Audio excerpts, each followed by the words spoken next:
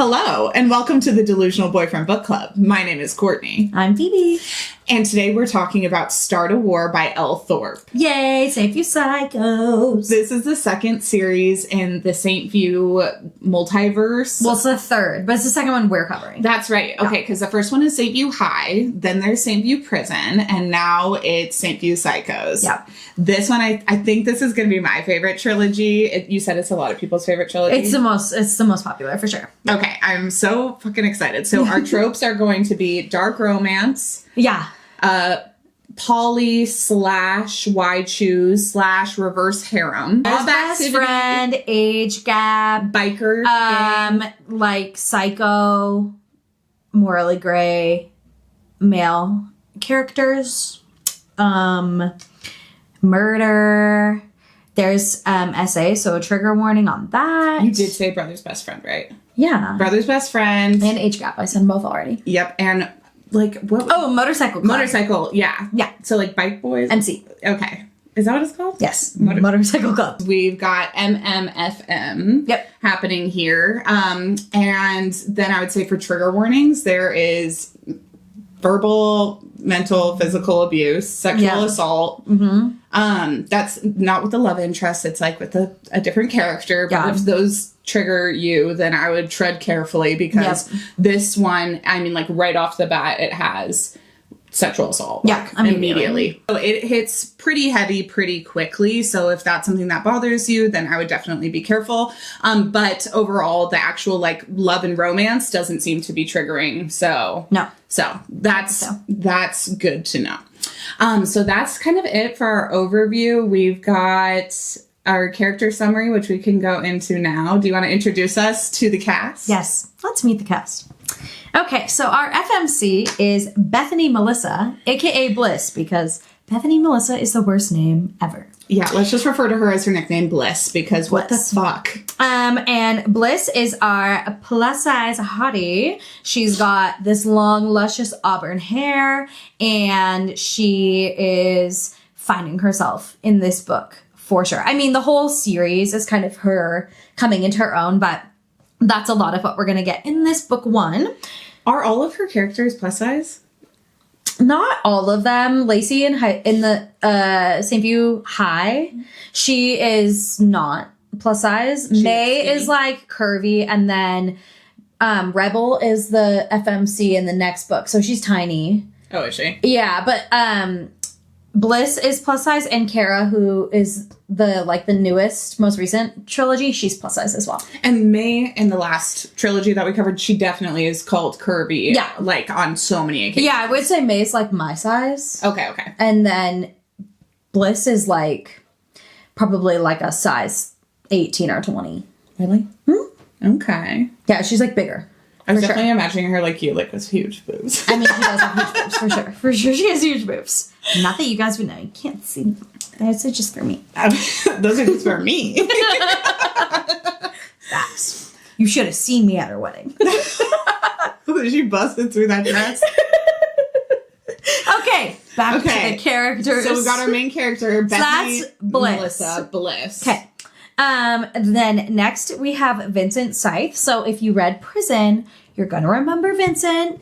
We met him in the prison. He was in for murder and he escaped the prison. And he also saved our main characters in the last book from an evil daddy. So we love him. He has dissociative identity disorder, and so that comes in a lot, which is why we have Vincent and Scythe. They're the same person, but they are different personalities entirely. But we don't actually meet Scythe. We meet him for one sentence of this book. At the last sentence. The last sentence of the book. But I would say that Vincent from the last trilogy was my favorite. Like, even though I should have been paying attention to everybody else, I was immediately like, oh, I want to know Vincent's story. The first time I read Prison, I was like, he's gotta be coming up in the next one, right? And I was like, oh yeah, okay, good. Thank God. I was so excited about him. And then we have Nash. This is Bliss's brother, his best friend, and there is a 14-year age gap with these two. So Very spicy. Courtney was real excited about that one. I was so excited about it. I didn't realize I was keeping that from her, but that was the first text I got when she started the book was, how come you didn't tell me there was an age gap? I really hate an age gap done wrong. I love an age gap done right. And how you do it right is they meet when the younger person is young, and then they don't meet again until that person is of legal age. Yeah. And there is nothing in between that feels like grooming. Yeah, 100%. No, You're right. nothing at all. And that's how this goes. And then we have War, who is the motorcycle club vice president. And he is big ol' muscly, hot. He calls her baby girl, which just really does it for me That personally. does it for me. And he is the vice president of the St. View Slayers. And we will meet a bunch of the characters from the Slayers as well, which is great. We love them. Which is the biker gang. Yep, the motorcycle club. Is there 2 motorcycle clubs? Yes. So there's the Slayers, and then there's the Sinners. And the Sinners are who Hayden, which is Liam's brother. Okay. He runs the Sinners. Okay, so in the last trilogy, we met the leader of the Sinners. Yeah. And then in this trilogy, War is the leader of the Slayers. Well, he's the vice president. The vice president. Yes. Okay. Other notable characters. Unfortunately, Caleb, who we hate. Every time, I wrote this down, every time he opens his mouth, I want to vomit. Yeah. Worst character ever. Honestly, in the audiobook, the guy who voices him does such a good job of making him sound like the absolute worst. I thought it was the same guy as Vincent. And that It is the same guy. Okay. It is, but the way that he voices Caleb, he's always like, Bethany Melissa. Like It's the so way bad. that he does it is bad in a good way. Like, yeah. Then we have Rebel, who we're going to meet. She will become very important to Bliss, and she will be the FMC of the next trilogy. No way! When you Yes. said Rebel just a second ago, I didn't even connect the dots. Yeah. Because, of course, she's like my favorite character in this Yeah, whole of course. book. Yeah. I'm like, who gives a shit about Yeah, so the Bethany next- Melissa? I want to know about Rebel, the, like, slutty little bartender. Yeah, so Love her. the next trilogy is about Rebel. Okay. And then we have Axel, who is Bliss's brother. Unfortunately, we don't get to know him very well, but that's okay. Then we have her mom, her brother and her share just their mom. They have different dads. So we have her mom and her stepdad, Jerry, who is the worst, and her mom is a sex worker. I wouldn't say necessarily by choice, but here we are. And then we've got her dad, who is wealthy. He's from Providence, and his wife, Nichelle. What kind of name is Michelle? We literally grew up with a girl named Nichelle. Oh my god, did we? Yes. I was like, that's a fake name. She misspelled Michelle. And their kids, so she has step siblings that are young. They're like 8 and 10 or something. And they've got douche names like Verity and like I don't know. It's like Vance and Verity. Yeah. Well, her name is Bethany Melissa, Yeah. and her father insists that she be called Bethany Melissa. Not Bethany. Not Beth. Melissa. Not Beth. Not Bliss. Definitely not Bliss. He thinks that's trashy. He will only let people call her Bethany Melissa, which is like the worst. It's the worst. Which is the point, I think, why she picked that name. Bliss. Because you're just like, that name sucks, but Bliss. Bliss is a trashy name, but it's cool. Sandra, who is Bliss's wealthy friend. And then we've got Hawk, who is War's like main man in the MC Club. We will also get to know him more in Slayers versus Sinners. Actually, we'll get to know him in this series, but you're not gonna like him. But he will have a redemption eventually. Oh, he's besties with War. With War, yeah. Okay, I was wondering if he was going to play an important part in this one. Like, Yeah, he is important in this, but he's not the villain. we're not gonna like him. He's not a villain, but you're not gonna like him. Okay. But then you're gonna love him. Okay. Well, no, he has Later, though, it's gonna take some time. he has 2 friends. War has 2 friends at Yes, this point. Fang. I'm getting to that. Okay. Fang's next. I'm like, I already think both of them are Fang's hot. next. Fang. Yeah, they are hot. Wait, and they're always making sexual jokes at each other. Are they going to be in both in the next quadruple? What do you call it? A polycule? No, Hawk's not in one until Kara's story, which is like way down the line because there's a 5-year time jump from Rebel series to Kara's series. Okay. And then we have Fang, who we will see In the next one? in the next one. That means Fang and Rebel get together. Yeah, which like they already have. We find that out in this book. But it's just the best because he's like a giant, scary man that nobody wants to like talk to because they're all afraid of him. And Rebel's like, I'm gonna climb that man like a tree all day, every day. Rebel I love scared it. of no one. Rebel is the most fun female character. I'm She's very great. excited for We her. love Rebel. She is super fun. Yeah, Okay, can I give some initial reactions to this story? absolutely. First of all, I will say this. If you're listening to the audiobooks, the like voice actors from the last series, St. View Prison, I liked a lot more than this one, which I don't, if this is a more popular one, that's really surprising to me because I was like, I hope the voice actors like hit their stride a little bit in the second one. There was it was not my favorite voice acting in the whole world. I think Michelle Price, she does Bliss in this series, and I think she does Rebel too. And I've listened to those, and I think I liked Rebels more. Like, I like the voice, which she doesn't do that, like, voice she does for Rebel in this book, for Rebel in the next, but I'm pretty sure it's her. She for sure does Kara's, but I haven't listened to those. I've only read them, and I've only read them once, because they just came out. Like, the audio for those didn't come out. The third book just came out, like, I don't know, a month ago. And it might for be the audio, so that she's like doing this like rich girl put on accent, and that's what I don't think like so. because it's that whole Bethany Melissa, like it is that whole like voice of like Richie Rich voice, that just kind of annoys me. And then I will say that I like certain characters that the man does, better than other characters that he does. Yeah, I agree. And I would say that Caleb like is almost an unbelievable character with how awful he is. Not a single redeeming quality. By the end of this series and like this overall St. View, we're really gonna hate that guy. I already fucking hate him. I know. So just imagine it's gonna get worse. And then also I would say that this one, in comparison to the last trilogy, like the triggers were so fast and hard that I was just like, oh my God. I was questioning why the last one was a dark romance because I was like, it's not that dark. Not that dark. It's super fluffy. Like it takes place in a prison, but it's so fluffy. Like all the romance and everything that's going on is like relatively unharmful.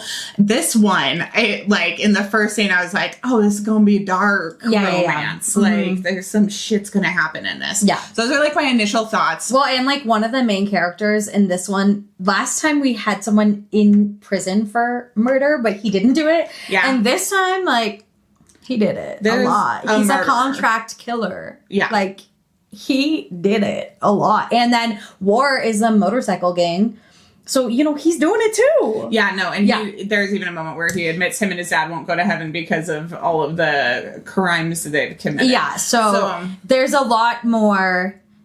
This series is immediately extremely like, oh, we're in the moral gray ground. Like, right away. Right away. And then we will be for the whole thing. And in the last series, I will say that I like really loved the forced proximity of the prison. Like I thought that was a really fun setting. Yeah.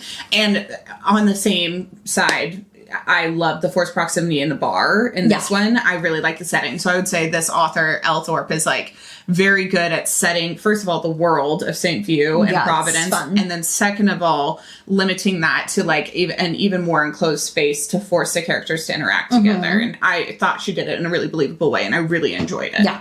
So those are my initial impressions. I won't tell you who my favorite boy is. That's at the end. I have it at the end. Yeah, I won't tell you about that, but I will tell you that right off the bat, Bethany Melissa is not my favorite female protagonist. And this is why I read a lot of like MM books or like BL books because I read a lot of manga. So I read a lot of BL because I just do not judge boys as harshly. If boys are like stupid or lacking in their character, I'm like, duh, that's men are awful. Like they're flawed people. But when a woman is flawed in any way, I'm like hyper critical of her. Which is so unfair. Stop doing that. It's so unfair, but it's girl's girl built into me. And Bethany Melissa, she's just not right off the bat. I'm like, she has just this, she's kind of like naive and I'm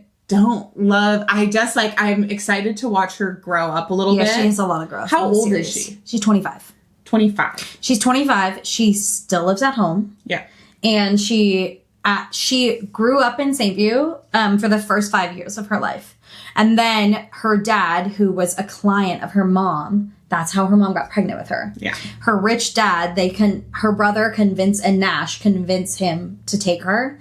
And then it's like a switch is flipped and it's like spoiled rotten. Yeah. So much money that it's like hard to even comprehend. And being taught the only thing that you are good for in this world is getting married. men. Yeah, is getting married. I will say that in the last book, I would have been friends with May, and Bethany Melissa is not somebody who I would be friends with at the beginning of this book. Yeah. At the end of this book, I think you will, absolutely a girl I would be friends with. And like at the end of the trilogy, you'll like her a lot. Okay, I'm really excited for that because just initially I was just like, oh, am I not going to like this FMC at all? But again, I think you got to give Elle Thorpe credit because she's taking you on a character journey and she's setting the scene for where we're started and where we're headed. Yeah. So. Okay, so now we're going to jump full into the breakdown. All spoilers ahead, all steam ahead. 100%. So Princess is going to take it away. I'll just chime in, but if you have not read this, I don't know what you're doing here. You got to go read it and come back. And then listen to the rest. Yeah, the audiobooks, if you have Spotify Premium, they're free to listen. You get 15 hours free a month. The books are like 9, so super doable. The books are free on Kindle Unlimited. So if you have a Kindle, if you're a Kindle girly or boy, they're free on there. Or you can buy them directly from her or on Amazon. And she's just coming out with new physical hardcover pre-orders May 2nd. They're beautiful. Gorgeous. I'm going to wait and just because I've got them on audiobook, but I'm going to order the brand new hardcover. Yeah. I haven't bought any of the paperbacks yet, and I'm glad I waited because I'm honestly not really a hardcover girl typically, but they are so pretty. So pretty. Oh my gosh. They have the most beautiful like foil like stamping, and it's on the actual book, and the dust covers have it too. They're so gorgeous. And it's not the kind with the naked man on the front. It's the kind with, what do you call it, the discreet cover or like, it's got art. Like these ones have full on art. They're so pretty. Especially there's just she's releasing Prison and Psychos first, and the Prison is pretty. The Psychos is phenomenally beautiful. It's got a scythe and like a butterfly and a snake. The one with the snake is one. Yes, they're so cool because the Slayers, their MC like cuts, which is what you call their vest that they wear. Their like logo is like a Grim Reaper with a snake. Fuck yeah, that's hot. I'm pretty sure it's like a skull of a snake, a Grim Reaper. Cute. I didn't know their little vest had a name. Yes, it's called their MC cut. Yeah, yeah. Let's jump into it. So the scene is opening. Bliss is 5. We are in the trailer park in St. View. Her mom is a sex worker, as we've said. Jerry, her stepdad, is a pimp. So he is prostituting out all of these women, which I know that's not really the word that we use now, but I would say most of them are not super willing to be in this contract, especially her mom. It feels like human trafficking more so than sex work. 100%. Just because it doesn't feel like her choice. But, you know. But yes, they are sex workers. Okay. Yeah. So, Bliss is constantly hungry. There's not very much food at the house. Jerry's super abusive. And we open the scene with Axel asking Bliss if she wants some goldfish crackers. And we come to find out that that is their secret code to say you're in danger and we have to go. So, Axel and Nash, who are 19 at the time. So Axel's the brother. Nash is the brother's best friend. They take Bliss and they have like a tent set up in the woods. And so they take her there and she's really hungry and she wants the goldfish crackers for real, obviously. And then when Axel goes to give her the crackers, he goes, "What's the magic word?" And then she goes, "Sandwiches." So that will come up. So I just thought and it's pretty adorable. Yeah.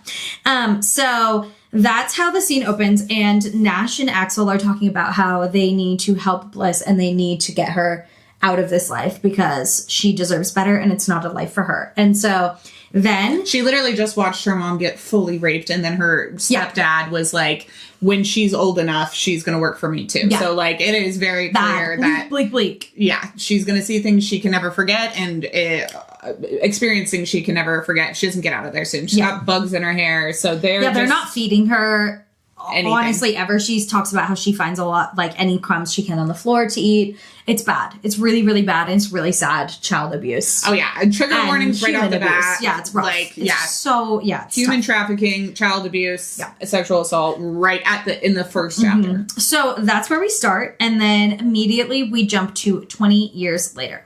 So Bliss is now 25. She's living with her dad, who is super wealthy. And we are at an auction for her boyfriend Caleb's business. And she's in a ball gown. She's in a ball gown, baby. And her tatas are looking good. But we've come to find out that Bliss is now plus size. And she talks about how her whole life she's been on diets and she tries to lose weight because everybody's constantly, coming down on her about being heavy set. And she said her therapist, tells her that she didn't have any food stability as a child. And so if there's food, she eats it. And that is like the real reason that she really can't. Like it's basically a reverse eating disorder, honestly, because she has food security now. So that's where we start. And they're at this auction and her friend Sandra convinces her that Caleb is going to propose. Yeah, she's a bitch. Sorry, I hate Sandra. Yeah, we don't like her. So she convinces Bliss that Caleb should propose and he could bid on a ring for her. And so then Bliss is all in her head thinking he's going to bid on this ring. And he tells her, I've got a big bid coming. And then he bids, like $50,000 on a shitty set of golf clubs. That he says he's just going to donate to Goodwill anyways. Yes. And so then she's super, super disappointed, but she's trying to put on a brave face. He's not really talking to her. He's ignoring her. Right off the bat, you're like, this guy fucking sucks. He fucking sucks, but I'll say this. This is kind of why I didn't like Bliss or Bethany Melissa, because she's been dating this guy 1 year. 1 year. She's super ready for him to propose. He sucks in every way. And I'm just I don't think she is super ready for him to propose. She's not even considering it. And Sandra gets in her head about it. Yes. But then later on in the book, she does say very often, she's like, I was in a very long-term relationship or and I'm like, it was 1 year. Yeah. It was 1 year. But I mean, for her can you imagine dating that guy for a whole year? Probably felt like 30. Fucking crazy. God, he's horrible, dude. But I've been with my husband for 10 years, so I'm just long term, my ass. 1 year is I blink an eye and another year is gone. If I had a boyfriend for a year, that would be a long time. Yeah, literally. That would be a long time. And it might be her only real serious boyfriend. That's what, that's she what says she's had sex with 3 people. So if she's been with this guy for a year, then that is the longest. Yes. Yeah, you're right. Okay.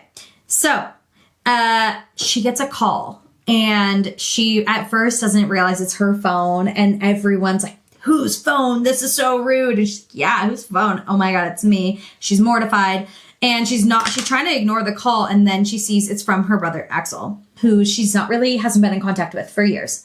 And so she leaves the room to take the call and she answers it. And she's like, Axel, why are you calling me? And he says, Bliss, do you want some goldfish crackers? And she's like, what? Why would you say that? She's kind of mad. She's like, why would you call me out of the blue and say that to me? And then we hear a gunshot go off. And then she's like, that couldn't have been a gunshot. And then there's a couple more, right? I think there's 3, right? Yeah. And so then she's freaking out. She comes back in, she takes Caleb's car keys, and she speeds off to St. View to try to find her brother. A huge dick about her taking the car. And I'm just it's duh, you're going to run the clutch. Fuck off, you little piece of shit. He's the worst. A year into dating Wolfgang, my mom took my Honda Civic or whatever back to White Sulphur, even though it was my car, and Wolf just let me drive the Tundra everywhere. He was often left without a car because I needed the car. If you're with a man for a year, if you're with a man for 6 months and he doesn't give you a set of keys to his car, leave him. These are life advice from Courtney. Okay. You're welcome. So she speeds off and then she realizes she doesn't know where he lives. And also maybe it isn't what she thinks it is. That wasn't what she thought. Maybe it was a car backfiring, but she's freaking out. And she knows her brother has a bar in St. View. And she can't really remember the name, but she knows she'll see it when it pops up. So she Googles, dive bars in St. View, which is every bar in St. View, by the way. And St. View Psychos comes up and she's like, oh, that's the place. And so she pulls up to this bar which the logo is a giant clown head with pointy teeth, and in between the teeth, it's smiling, and that's where the Psycho's name is. So, you know, not the most welcoming place in the world. I would like that on like a print though. I yeah. think that would be really cool. Yeah, merch. it would be awesome. Or t-shirt. Yeah. That'd be So she goes in and everybody, the bar is packed. It's all motorcycle gang, like club guys, hot guys, but she's in a freaking ball gown, don't forget. She's freaking out. She's searching for her brother, and no one's like, you know, she's also like kind of demure and has no self-esteem at all. So she's like, can't really get through. She's freaking out. She finally gets to the bar. This is where we meet Rebel, who nicknames her Disney because she looks like a Disney princess in her ball gown. And then we meet Nash as an adult. And he's like 40. He's 39, yeah. And he's hot. And in like kind of like a rugged, like wrong side of the tracks way, for sure. Everyone else is in leather and he's in a flannel. So he's different. He's different. He's like hips. No, he's not. But he is. Wrong. But he's definitely like his own person. Yeah. A little bit older and seems more responsible, kind of, than all the hooligans. Yeah. So it's clear that he is in charge at the bar, and she says, "I got a call from my brother," and he's shocked to see her. He hasn't seen her since she was like a child, literally, and he is going to go check on her brother and go to his house, and he doesn't want her to come. Obviously, she follows him because she's super concerned, which he's annoyed by, but, you know, girls got to do what a girl's got to do. Oh, my God. And when they roll up, it is not good, and they find Axel dead on his porch in a pool of blood, shot in the back of the head, execution style. She sees her brother on the He's porch, and she, like, goes to run towards him, and Nash grabs her and is like, you cannot see this. Yep, and then comforts her, and then, so it's a long night. He drives her home in Caleb's car. After the police come and the police come. Interview them. Then he interview drives him, her then home. he drives her home. He drives Caleb's car for her. She's obviously not in any shape to drive, and she's cold because they've been standing outside. So she's wearing his flannel, and she gets home, and Nash is like, don't worry about me. I'm just going to walk back to St. Peter or whatever, which is crazy. But she walks in and then realizes she's still wearing his flannel. And she's like, oh, I like got to take this off. I'm going to go take a shower. Like, I'm in shock because my brother was murdered. I've just like gone to this bar. I got groped by strangers. I met new people. I saw Nash for the first time in years. Like, she's kind of freaking out, and Caleb comes out from the bedroom and is immediately so upset with her. Where has she been? She hasn't been answering his calls, and he doesn't give her an opportunity to really react. He's like, whose flannel is that? And then he makes her take it off, and then is like, take off your dress, like strip on the stairs. And she's like, I don't want to. I have no interest in this. I just want to take a shower and go to bed. It's been a really long night. Like, she's even scared like, I don't even think she's really ready to voice the fact that her brother's been murdered. And also Caleb doesn't even know about her brother. He doesn't know that she had a brother, that she's from the wrong side of the tracks. Yeah, they don't talk about that part of her life. Like, her dad insists that part of her life does not exist. Yep. And so she doesn't really know what to do. And then Caleb yells at her, makes her take her clothes off, and then literally rapes her. Slaps her across the face first. Oh my God. And like backhands her, and then rapes her on the stairs. Only silver lining being that he didn't last even a minute, which... Yeah, but it doesn't matter. It doesn't matter. No, I'm glad it didn't go on any longer. I mean, me too, but... I'm glad it didn't go on any longer. Yeah, me too, but also, you know, that does not little her trauma any, and just make it any less. No, it does not. And then he's like, go wash that other man off your skin. Like, he's such a fucking dick. So then she's really upset. She goes to work the next day, and she has to do an interview for a new hire. Comes in Vincent. And she works at daycare. A daycare. It's very with important. kids. With children. Preschoolers. Okay? It's like a preschool. And last time we saw Vincent, he was an escaped convict from a prison, and now he was at Ripley's birthday party dressed up as Spider-Man. So, you know, he likes the kid. He loves kids, and he's been like watching over the family from the last trilogy. But we know him as an escaped convict from prison and a contract killer. And now we see him again waltzing into a daycare. Yeah. And her boss is like, you do the interview. And she's like, I've never done an interview. And she's like, ask him if he's a serial killer. If he says no, you're good. Hire him. Which is, just the irony is so good there. So Vincent starts working for her, and then she starts crying at work because of her brother, and then her makeup comes off. He sees that she has a bruise on her face, and he's like, it's all alpha male. Like, who did this to you? Which we love. We love it. And works every time. Yeah, it's the best. And so that happens, and then she goes down to the police station, and this is when we first see War. He walks into the police station while she's waiting to talk to someone about her brother's murder. And he walks by and he like kind of looks at her and he's like, hey, baby girl. And then moves on, and you're just like, what? Who dat? As soon as we saw him, I was just like, I'ma like him. That one. I think that one. That one. Yeah. We find out that, well, we know her dad is in the same business world as Caleb, which is why she's gotten together with Caleb. And her dad's business is failing, though. Mm-hmm. He refuses to stay hip at the times, won't like make any advancements in his business, and his business is failing. They have no money. They are maxing out all their credit cards to keep up appearances, and they're banking on Caleb kind of saving her dad's business, which is also why she's kind of staying with him. Yeah.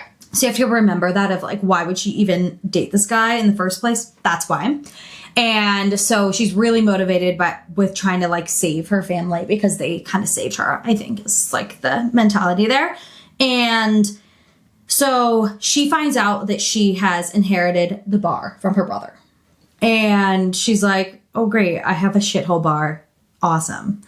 I'm going to sell this. And they're like, well, before you sell it, like you should just like, you should come to this thing. You should come to this thing. You should come around on a Friday. You should come on Saturday night. Like, you have to be there. And she's like, I really don't want to. I've had a bad day. I hate my life. Which then, yes, this is the same night. So she goes and she is like, I'm not going to do that. I'm not coming. It's just a shitty bar. And she goes home and finds out that she flinches when Caleb tries to touch her because, hello, he just like hit her, raped her. And then he storms off all dramatic, and she walks into the house and there's flowers everywhere and champagne and a ring. And she finds out he was going to propose to her. And she's all excited for God knows why. I don't know, because she feels like unlovable. And so then she makes him a nice dinner. She puts the ring on. She puts lingerie on. He never comes home. And then she wakes up in the middle of the night to a masked figure on top of her, threatening her life if she doesn't pay him the $40,000 that her brother owes him for drugs. And she's for that month. Well, for last month and this month. But it's not like that's the whole sum. So now she knows that her brother had this huge debt. Huge debt to every month, $20,000. And she's like, what do you mean? She's so confused. Traumatized. She's already traumatized. And then ultra trauma because Caleb never comes home. Okay, so then she goes and she's still trying to get Caleb to forgive her. She just wants to be engaged. And he's working late and she's like, I'm going to go get dinner with him. She shows up to his office and she walks into his office and sees him getting head from his business associate, Lucinda. Right? And then he turns around and fucks her in front of her. Yeah, as soon as he sees her, he pulls the girl up, spins her around, and starts fucking her. And like while he's making eye contact with Bliss. And the girl sees her too. The girl sees her too, and she's for a second, she's like, oh my God. And then she's like, oh my God. So, which is like crazy to me, but yeah. So then Bliss is real upset. She goes home. She's so upset, and Rebel shows up and she's like, bitch, get up. We have things to do. And she's like, what? And she's like, we're going. You're getting hot and we're going to the party. And she's like, I don't want to go to the party at the bar. Well, it turns out on the other side of the building, behind a curtain where it looks like storage. This is where we store things. Yeah, store things like a freaking sex club. Full-on sex clubs. We should have said...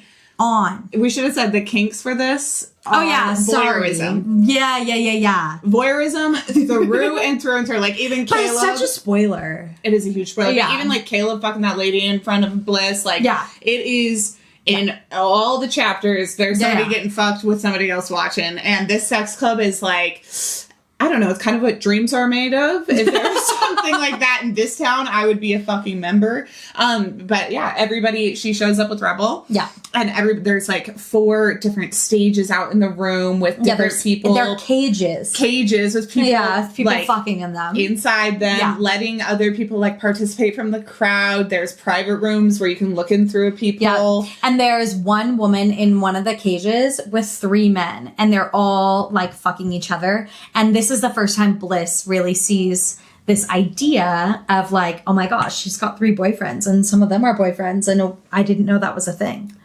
We love. We love, and that's a thing. Yeah.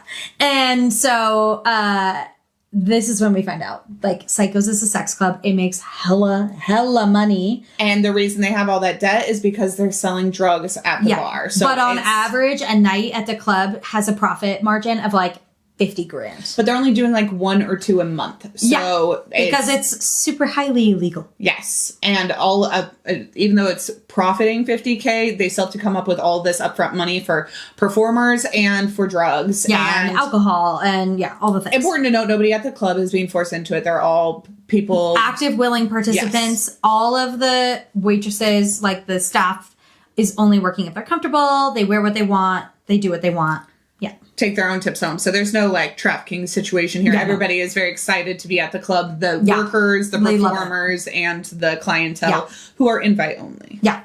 So this is when things really start to turn around for Bliss. She's thinking, okay, I no longer need Caleb. Fuck that guy who is fucking his business partner. I don't need him to save my dad's business. Like, I have this. I can save it myself. And now she goes, like, she starts her journey of being less of a pussy and more of a badass. Fuck yeah. Yeah.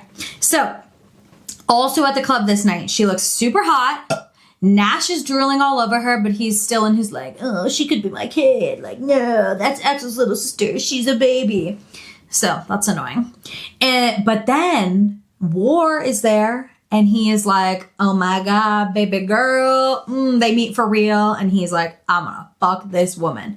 And Nash is like, no, you can't. Like, Nash is so jealous because we're in Nash's POV when they're meeting, and he gets so jealous, and then he doesn't know why he's jealous, blah, blah, blah, blah, blah. And then War gets an emergency call, like Hawk, I guess not a call. Hawk shows up and fights his way into the club to get War. And we find out that War's dad, who's the president of the motorcycle club, and his mom, their car has gone off the cliff. His mom is in the ICU, probably gonna die, and his dad is dead. But they went off a cliff, but also his dad has been shot. Execution style in the back of the head. So his dad's dead. And so now we're finding out War is about to be the president of the motorcycle club. And he has all of the responsibilities to deal with, and he's dealing with the trauma of losing a parent and probably his mom as well. So he leaves the club, and then Bliss is left there with Nash and Rebel, and then night wraps up, and they're like, so what do you think? Do you want to sell the bar still? Because if you sell the bar, you barely have enough to pay off the debts. Yeah, because this is secret. So you're not going to get any money for this part. No, it's a piece of trash bar. So, like, you can sell it to somebody if they'll buy it, but they're not going to pay for the sex club section. Or are you one of us? Are you ready to do this again? And she's like, I'm one of you. Let's fucking go. Let's set the next date. We're going to do another one this month. I'm ready to amp up and pay off these debts and have my own money. Yeah. For once in my life, have my own money. So then she goes home and has to go back to the daycare the next day, which is pretty hilarious, going straight from sex club to daycare. Yeah, such a juxtaposition.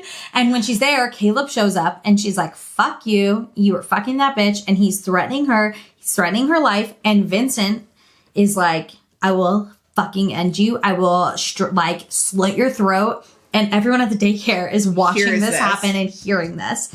And they're like, oh my God, that was crazy. She throws the engagement ring down on the ground, and Caleb goes to pick it up, and he's like, Bethany Melissa, that was $30,000. Yeah. And then Vincent steps on his hand and breaks his finger. Yeah, and awesome. Everybody in the daycare is just like, I don't know if that guy should be working here. But Vincent already hated this guy before, and then also was like following him after he was an asshole to Bliss when she came home and flinched and he was going to propose. And then he drives off, and then he hits a dog, which Vincent saves. Yeah. Vincent like goes to get the dog. He saves the dog. So then little dog is a part of the story as well. Yes. I love Vincent is just like Vincent's the best. stalking her, a little light stalking, and never hurt so anybody. In this conversation with Caleb, you know, Bliss is like trying to just prove that they've moved on. And she's like, yeah, Vincent and I are going on a date on Saturday. And so sweet Vincent takes everything so literally. So he shows up to Bliss's house. And she's like ready to have a night in, a bubble bath, a glass of wine. And he shows up and he's like, I'm early for our date. And she's kind of mortified, but also like, it's so sweet that he's here. But then she realizes the water is running. So she sprints into the house. He follows her. And like, she has her bath. It's kind of weird, but it's not weird because Vincent is so Vincent. And then they go to get ice cream. And there's this whole scene where he like kind of his dark side comes out. And then at work after that, a kid has an allergic reaction while they're on duty together. And they both get fired. They go to the hospital with the kid. He's fine, but her boss fires Vincent. And then Bliss sticks up for Vincent. And she gets fired as well because Caleb is going to tell everyone she's a bad person. Blah, blah, blah. Is already being the worst. A rich guy with money. And he has all the power. St. View's like a small town. So this is Providence. Oh, this is Providence. But both of them are small. It's big money.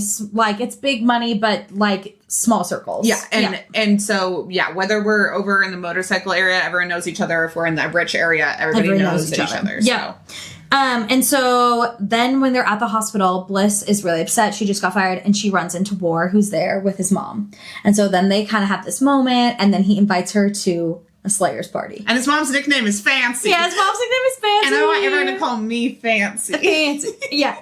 And so he tells her, you know, bring Rebel, because she said Rebel sometimes said that Axel came to your guys' parties. And he's like, oh, Rebel with her big mouth. She's not supposed to be talking about that, but you guys come to a party. And so she goes with Rebel to this party at the Slayer's house, like compound. They have a full compound.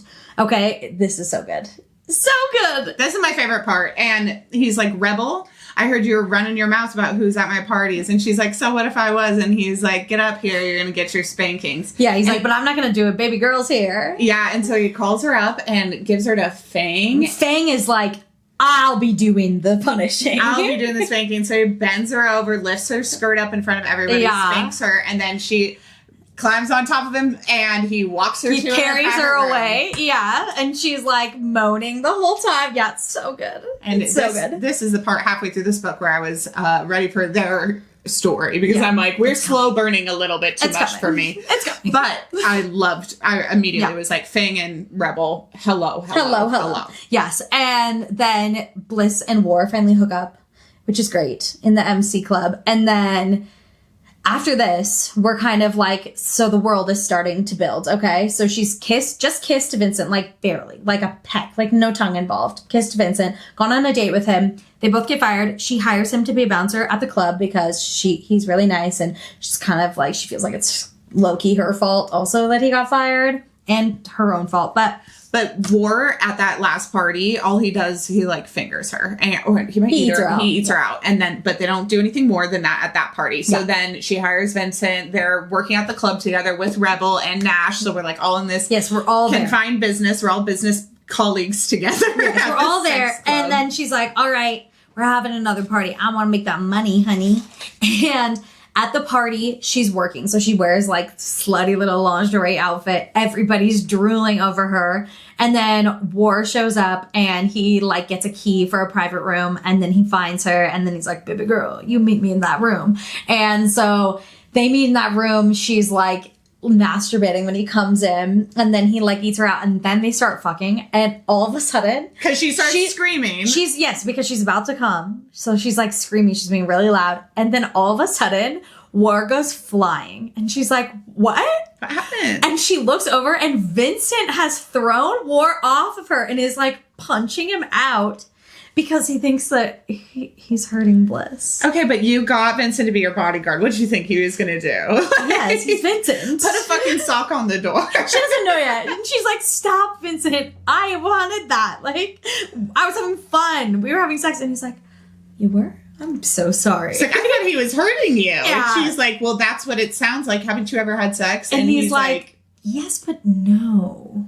Like, Vincent has never had, like, a girlfriend or been on a date or had sex with anyone while he was a dominant personality. He talks about how Scythe has done all of those things lots and is very charming, but he won't share the memories with Vincent. And he likes to try to take over. But this is when he opens up to Bliss about his, like, dissociative disorder. Yeah. And tells her all about Scythe, and this is how she learns about Scythe. And then... So that happens, and then Bliss shows up and is going to the funeral for Fancy's funeral. Like, she shows up at Fancy's memorial, and War sees her. It's like pouring rain, and he's so happy she's there. And then What's the dad's funeral? Yeah, sorry, not Fancy's funeral. Fancy's alive. Yeah, sorry. Thank you. Yeah. Army. So War's pops. Yeah, War's dad, the president, which is a bunch of other motorcycle, like, they're the same gang, but other affiliates, you know, from other cities are all in town for that. And he's been stressed. The chapters have all been in town staying on the compound. He can't get any moment to himself. His mom's still in the hospital. He hasn't seen Bliss since this whole thing happened.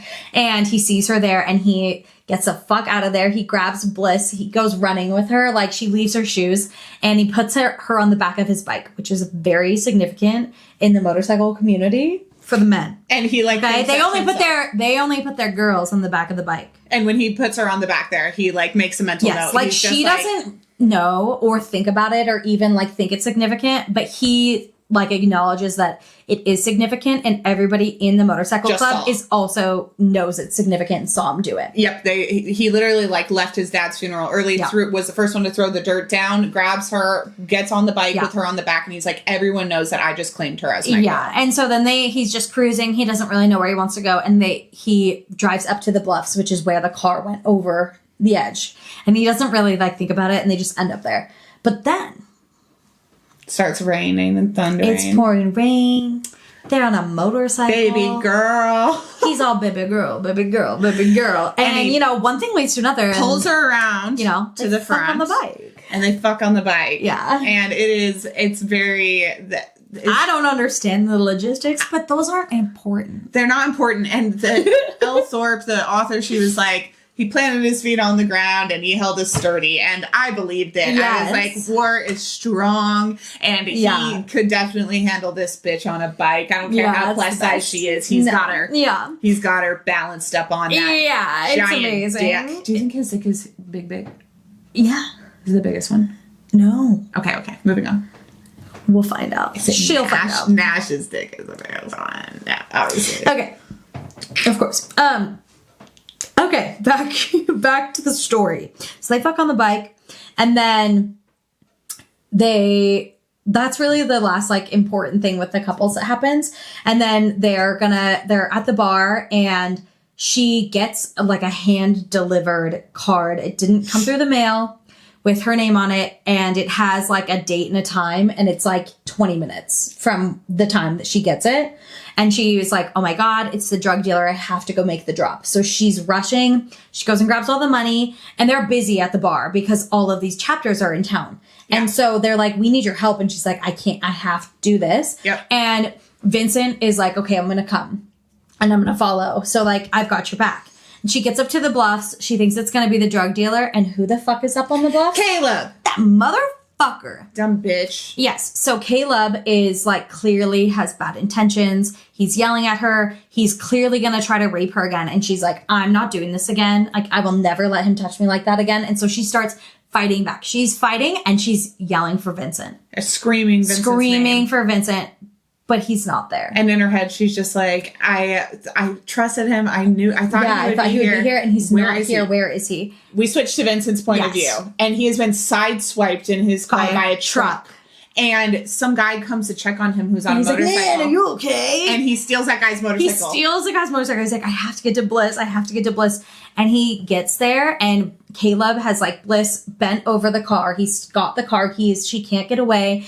And she's like fighting, and she's like, Vincent. And while this is happening, Scythe is trying to take over. This has been like happening a little bit in Vincent's POV, and like and he's battling internal with Scythe to take over as the dominant personality, and she's Vincent, and he's not responding. And because finally, maybe importantly, which we should have mentioned at the beginning, he has sworn off all killing. Yes. And he has sworn to keep Scythe completely locked away. And Scythe is like his personality that has probably developed because he's a contract killer that started working when he was 10. Yes. So his family business, which is contract killing. Even though he is going to protect Bliss, he thought he could do that without invoking Scythe's personality and letting it take over him. So he is like completely sworn off this. And she's like, Vincent. And he's not responding because he's freaking out. Like he's in this internal battle. And then Bliss starts yelling for Scythe.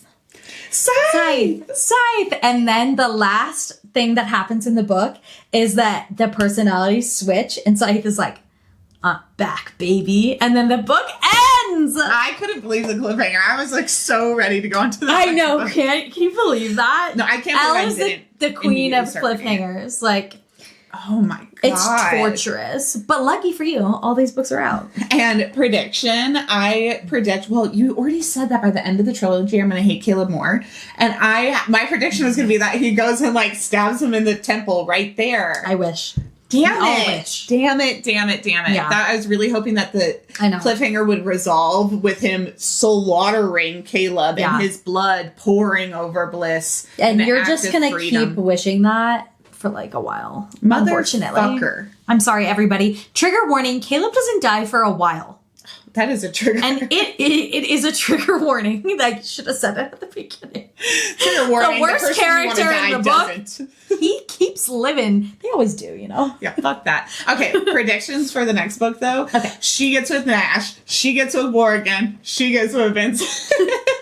But who's going to get with each other?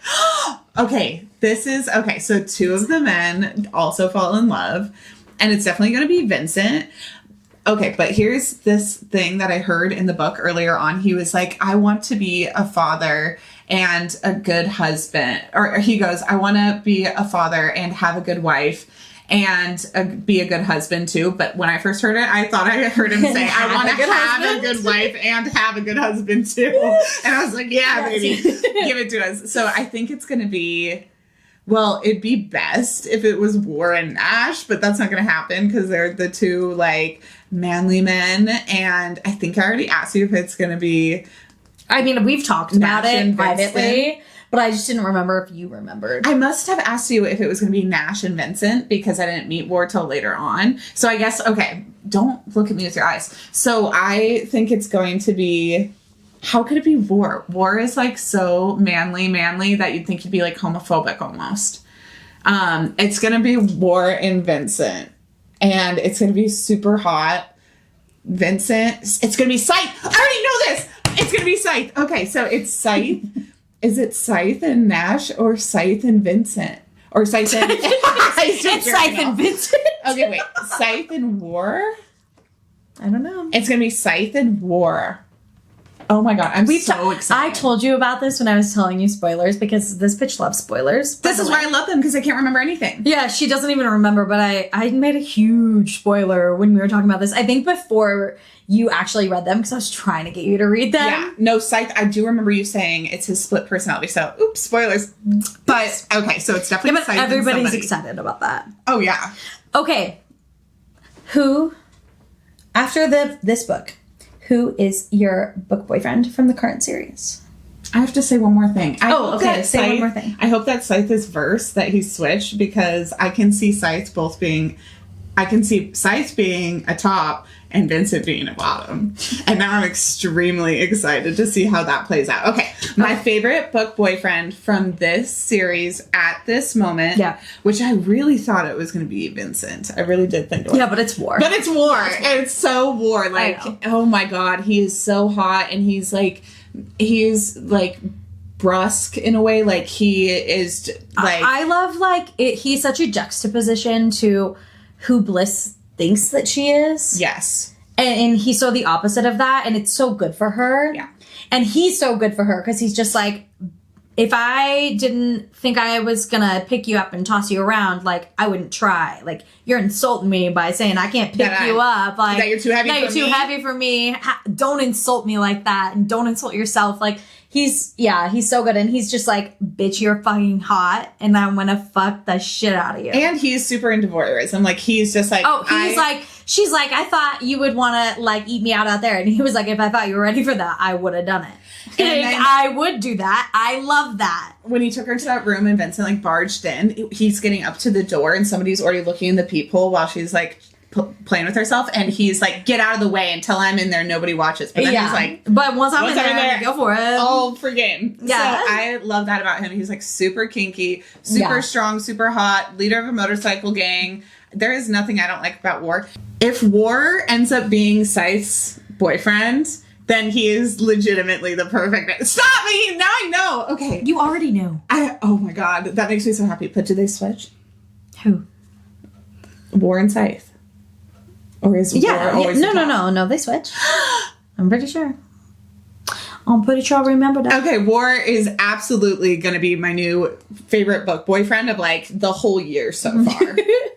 Hello, War. Hello, War. Hello, make love and war. Yeah, baby. I'm obsessed. Who is your book boyfriend? Your delusional boyfriend? Warda. Warda. That's what it says. Da. Warda. Does yours change to the series? Don't answer because you have to answer the other ones. But okay, I won't answer that. You're gonna say the same. I won't answer that question. I'm sure there'll be moments where I like the other men. No, yeah, for sure. But I I think I said this when we were reading Prison, but like Vincent Scythe is one of my favorite book characters, like at all. And he is like the fandom's favorite character. Oh. So she will bring him into the story for like just a cameo, like, and it makes some people go crazy, me included, because I love him. And he's just like so good. I really thought he would be my favorite in this one because of his just dynamic. Yeah, which Vincent might not be your favorite. You are going to be obsessed with Scythe. Because they are truly like different people.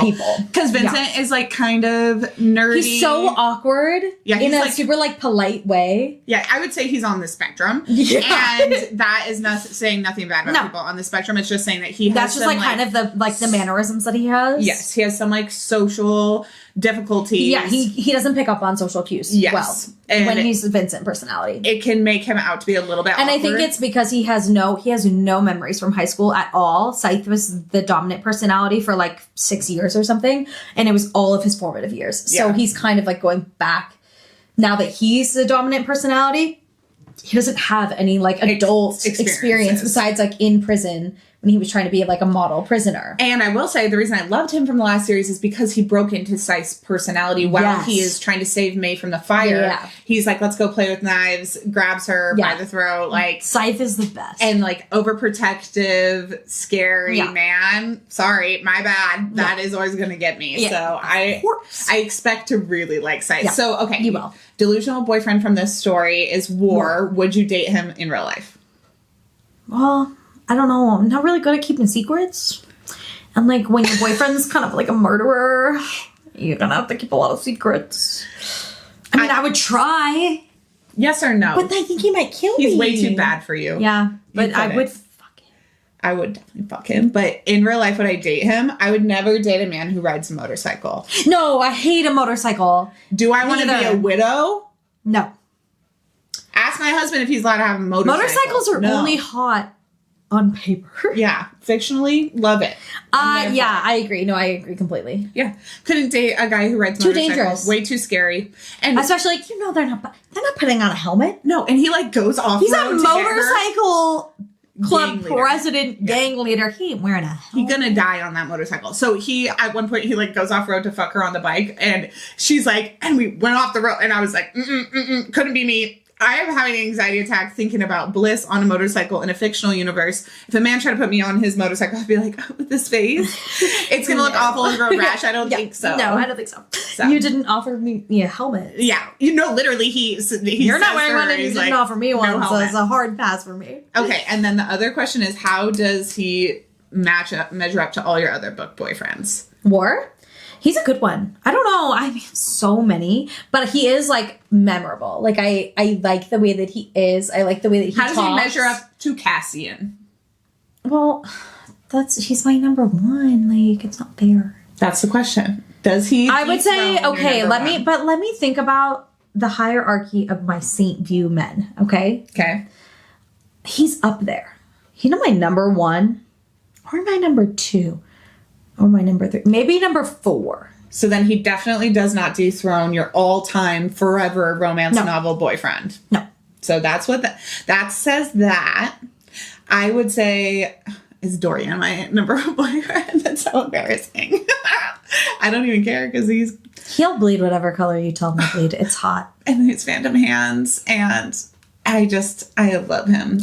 We love a man who's like ruggedly manly, but also like is a simp. We do love that. And that's what War is. I was just going to say, War, if I know what I know now, if I could have War and War could have a boyfriend and then we could all be boyfriends. Yeah.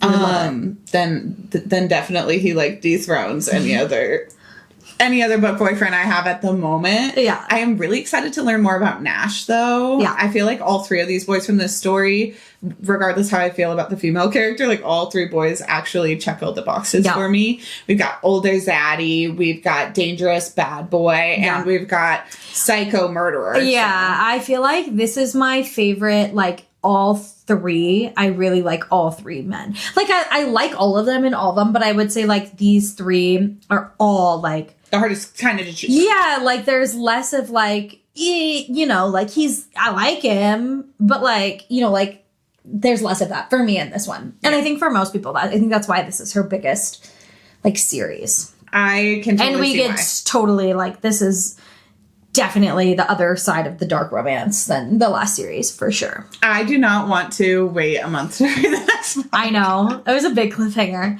And like we haven't even met Scythe, who is one of our main love interests, you guys. And we've done nothing with Nash. No boys, no Nash, and Vincent and Bliss have kissed one time with no tongue. Like, we have so far to go. If we didn't already have 2 sex scenes, I would say this was a slow burn. And honestly, for me, 2 sex scenes is a slow burn. You take a look back at these books right off the bat. We've got the flop. So I would say definitely I'm excited for the second book. I'm excited to see some more dynamics between more of the characters. I'm excited to meet Scythe. But War absolutely has the potential to dethrone all my he's a good one. romance novel boyfriends. Yeah, he's a good one. Okay, well, next month we will read Half the Battle. That's the name of the next book. Oh, and this is a fun fact. She actually named the book first. So she had titled the book Start of War. And she was like, it just felt like the right title. And that's how War got his name. Oh. Yeah. So that's just like a fun fact. I love that they all have nicknames. And I love War's nickname. Yeah. That is so hardcore. Yeah, but his full name is Warwick. So like it is also, it's his biker name, but it is also like his name. As soon as I heard the name Warwick, I was like, I would name my son Warwick. And then I was like, would I? Because I want to fuck Warwick, and that's problematic. So not going to happen. But my husband's name is Wolf, so Wolf and War would be. I'm saying it would be cute. Yeah, like but if you had 2 boyfriends. Yeah, like if I had not another for a child, but like if Wolf had a boyfriend named War, I would love that. Then Yeah, it could be yeah, Wolf and War. Yeah. She would love that. Okay, so we've got Half the Battle is the next one. Yep, and then it ends with violence is the third. Is the third. Mm-hmm. I'm so excited for this trilogy. I hope you guys are also loving this. I love this because, like, you guys, so much happens in this one. Like prison, I feel like a lot happened, but also less happens because like we're in prison for part of it and then we're in hiding. So it's more like character things happening. But this one is like action from the outside happening constantly. Like there's a fucking sex club. There's a motorcycle club. Vincent's a contract killer. And there's also a murder mystery in there. And like Psycho X and Family's Failing Business. Yeah, like it is very action packed. It's fun. I love this one. The drama's coming from all angles. Yeah, and yeah. it was very fast paced. I would say the audio was super only fast. like 8 or 9 hours. It's 9 hours and 4 minutes. And if you And- put it on like a 1.2 speed, I think it took me like 7.5 hours. Yeah, it was Fast. super quick. And the Fast. characters are all very distinguishable and memorable. I really do love Rebel, the like other... The bestie. Yeah, the bestie. You can tell immediately that they're going to be bestie girls, and they are bestie girls. Yes. Yeah. And you can tell that Bliss is going to definitely be a different person because of Rebel. She's going to Rebel's going to rub off on her. So I'm really excited to read more about her. I love that their trilogy is going to be the next one after this. Yeah. Okay, so this is so exciting. Go over to our website, delusionalboyfriendbookclub.com, and join the discussion board if you want to tell us who your delusional boyfriend is from this book or from the series as a whole, if you've already read all of them. If you don't want to comment your delusional boyfriend, just tell us how much fun you're having reading Elle Thorpe, what you think of her as an author. I think she's fucking incredible. I have been having she's so fun. So much fun. Yeah. I am so grateful that you chose her as our author for this year. I love her. I feel like being able to catalog her in my library as reading 12 of her books in a row is like, that is a really fun accomplishment and box to check off. She's so fun. I read all her books that were out, like boom, boom, boom, boom, boom. And then the Rebel series was coming out, like it was publishing I think I finished Psychos like mid-July, and Rebels, the first book, came out the first week of August. And then the second book came out the first week of September and then October. And that was so good. And then I had to wait a whole year for the next one. For Kara's books. Oh, no. But there was a strip book in between. So I still got to be there. And that strip book was about Ophelia, which is Vincent's sister, who gets briefly mentioned. So Vincent's in that one and like makes cameo appearances. And that one's about his sister and Augie, who is the brother of one of the main characters from the High trilogy, and he's horrible in St. View High, the first trilogy. And they're not a polycule though in this one. No, that's just male female, but he's like horrible, so it's his redemption that you don't think that he's gonna get. Like, you're like, how could he be redeemed? He's so horrible. We love a chasing redemption and arc. it's Vincent's sister, and so Vincent Scythe are like in the story. Oh, it's so good. There's so much from this author, like She's so good. She's feeding you. Yeah, and she just like keeps writing in the St. View world. And there's a new trilogy that comes out. I think it's slated for August, September, October. So we'll get like a new series will come out before we even get to it, but.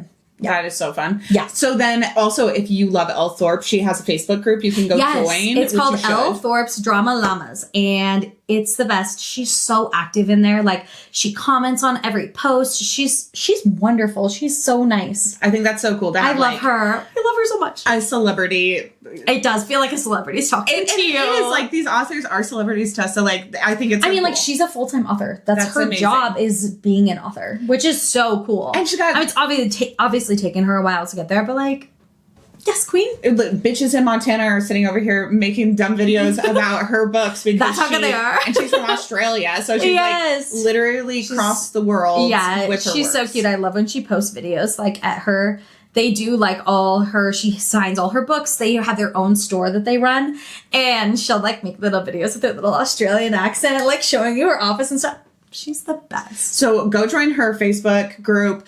Subscribe to us here on YouTube if you're watching this video on YouTube, and subscribe on your podcast app if you're listening on any of the podcast apps. If you're watching this on YouTube, you can also go subscribe to us on the podcast apps. It definitely helps our numbers and helps other people find us. And you can see our cute cover art. We're anime characters. Yes, we got the cutest cover art made, and I just love it. And obsessed. If you're just here for the romance novels and you don't know what manga and manhwa and anime are, I suggest that you try to get into it and listen to the other episodes. It's a really fun journey. Princess has definitely come along with me for some of that, and I understand it's kind of a fully different world, but it is really fun for me because I love both. So if I can encourage you, definitely try to dive into that. Follow us on our TikTok, on our Instagram, here on YouTube. And until next time, remember, sometimes the delusion is the solution. Bye.